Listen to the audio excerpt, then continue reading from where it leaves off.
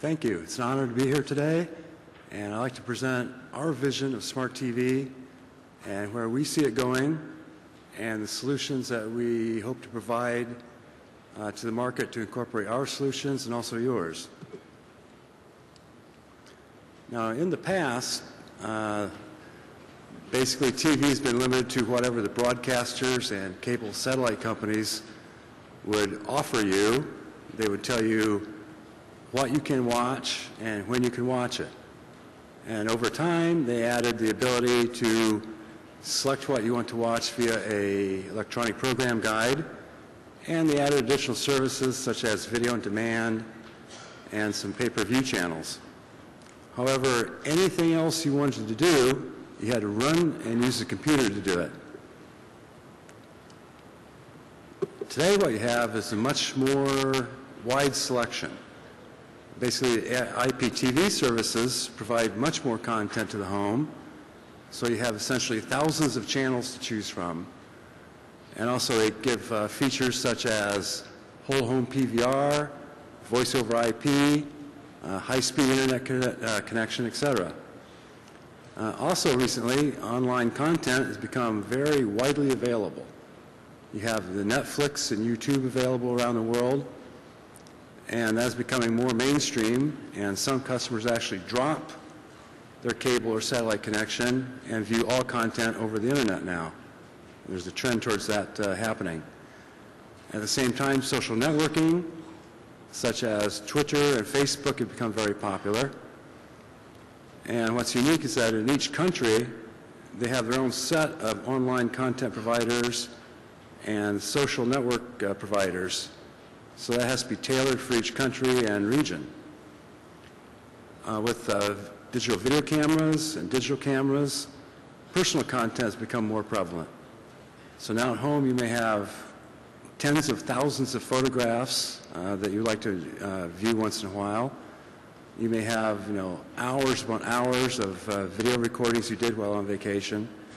And also you may have thousands of songs that you downloaded off the internet.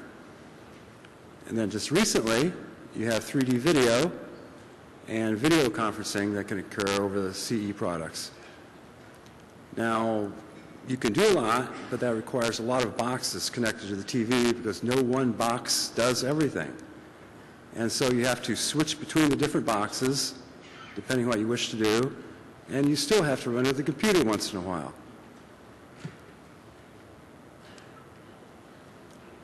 Now, with all the content providers recognizing that more and more people are using their HD TV to access their websites, they've come up with a lean-back design.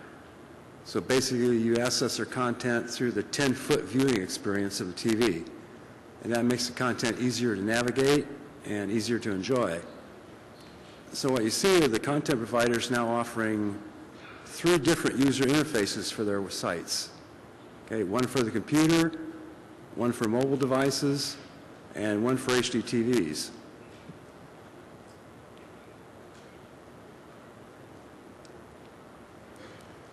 And also in the last year, there's been a start of a lot of 3D broadcasting to the home. Basically, it started with 3D Blu-ray, and there's been a lot, in the movie theaters, a lot of 3D movies that have had a very large attendance and made the studios a lot of money, and that got their attention. So right after that, there became a lot of broadcast in 3D over the air, over cable, satellite, and IPTV, for example. But what's interesting, some people are like, well, you have to wear glasses all the time right now. But 3D is actually for the occasional viewing experience.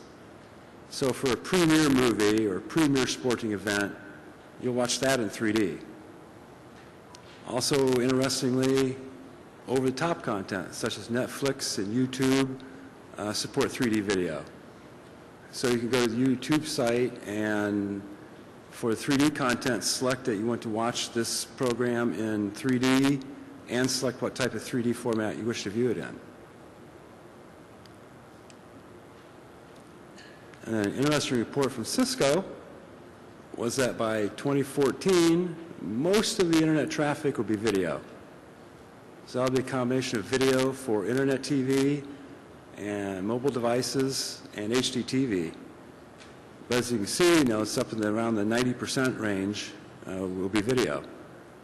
So that requires very high bandwidth in and out of the homes. And if you look at a typical home, what you see, if you have 2 or 3 HD TVs and you have some children like I do, you may have to stream 2 or 3 HD streams around the home simultaneously. So you're talking very high bandwidth into the home and around the home.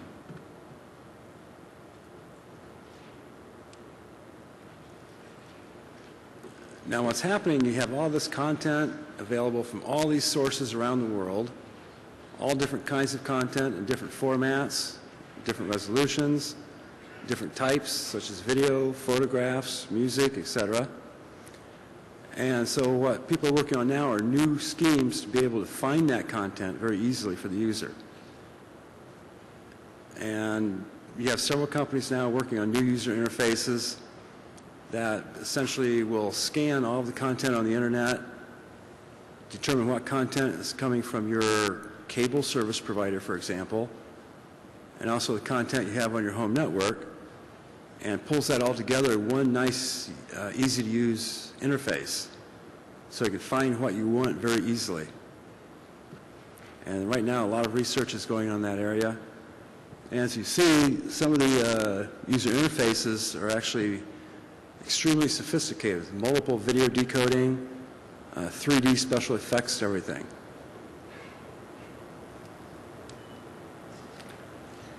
Now for the future. We see at Sigma-Designs one box plus the TV, and basically inside that box it does everything. So you have all of your online content, all your social networking, handles all the content from your cable or satellite provider or IPTV, for example. But the one thing we see different is that consumers want to customize their user experience. So they want to be able to download applications into their product and customize it for what they want. So for example, instead of Facebook, they may want another application. So they want to be able to delete that application, download another one, and use it very easily.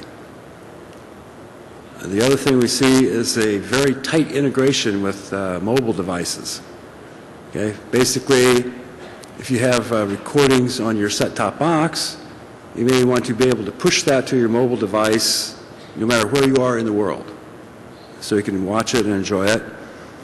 At the same time, you may have content on your mobile device and you may want to push it to the TV in your living room or in your hotel room. And also, one unique feature may be while your family is watching a program on the TV, you may use your mobile device to search for what to watch next. So basically, there'll be a very tight integration between all the mobile devices in your home and your set-top boxes and your TV.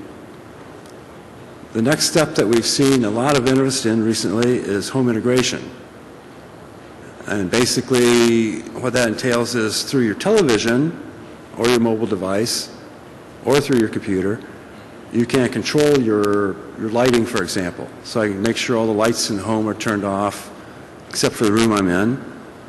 Or if someone rings my doorbell in the middle of a movie, I can call up a window, see who it is, and momentarily unlock the door to let them in.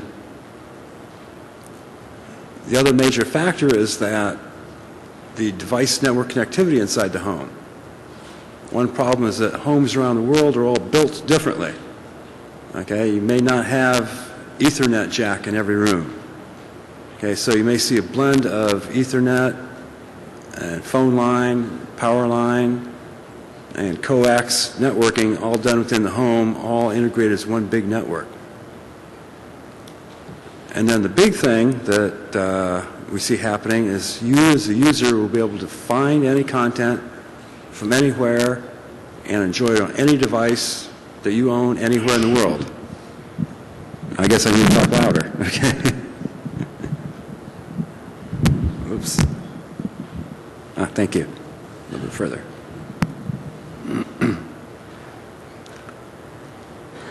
So you can see from a market requirement viewpoint the complexity of the set-top box is increasing substantially. So from a basic set-top box, we have to add the ability to handle all the over-the-top content. And not just what we see is important, but also what our customers see for their region, which may vary from country to country. And then you also have the widgets, okay, which allow social networking. So again, you know, not only what we see, but also what our customers see based on what region they are in. And as I mentioned before, you have the 3D video. Again, as we'll see in a moment, there's a lot of complexities in that because there are a lot of different formats and a lot of different types of 3D TVs on the market that you should support if you're doing a solution. And the video post-processing, as you start watching content from the internet, you'll see that if you put it up on an HDTV, it may not look very good. Okay, if you take a YouTube video that's very low quality, you put it on a 50-inch screen in your living room, okay, you may not like the quality of that. So basically the intent is to improve the video quality of all the sources so that you can enjoy it. Oops. Also in the 3D graphics front, there's developments there to have more sophisticated user interfaces that not only look good, but also have very fast and smooth movement to them when you change content on the screen. And also if you're doing video-on-demand movie selection, for example, you may want a very fancy way of selecting what movie you want to play and be able to see information about the movie and be able to sort your movies by find out, you know, what movies are this particular actor in, for example. And as I mentioned before, you want to access your content anywhere, from your mobile phone, from your tablet, from your portable media player,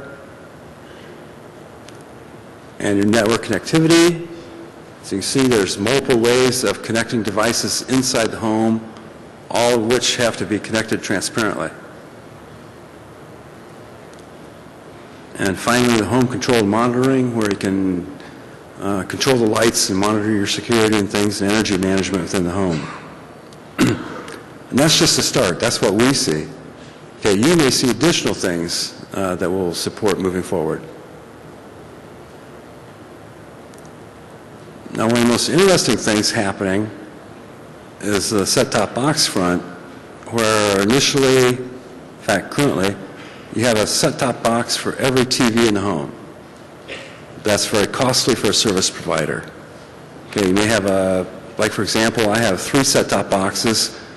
Each one has tuners, it has a hard drive for recording and everything. So I'm sure my cable company does not like me for how much I cost. Now, the market's rapidly moving to what they call a gateway and thin client architecture. And basically with that, you have one gateway per home, and that has all the tuners in it, that has big hard drives for PVR purposes.